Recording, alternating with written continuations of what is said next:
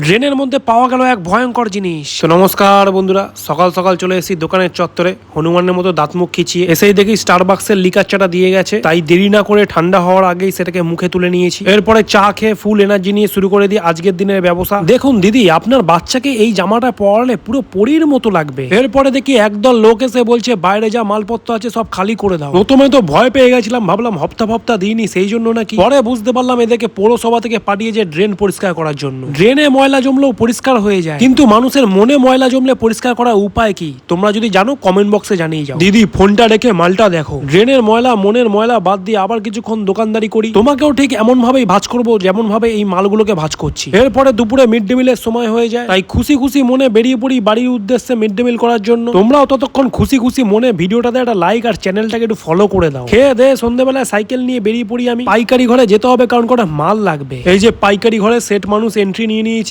কই আঙ্কেল মাল দাও। মাল গোছ করে নিয়ে আবার চলে আসি দোকানে। এই ছেলে চুল ঠিক করা গেল না, মাল ফ্যাটাফ্যাট ভাঁজ করে প্যাকেট হয়ে যাচ্ছে। এরপরে হিসাবের খাতা নিয়ে বসে পড়ি। জীবনের হিসাব মিলুক বা না মিলুক, দোকানের হিসাব তো মেলাতেই হবে বন্ধুরা। কি ঠিক বললাম তো?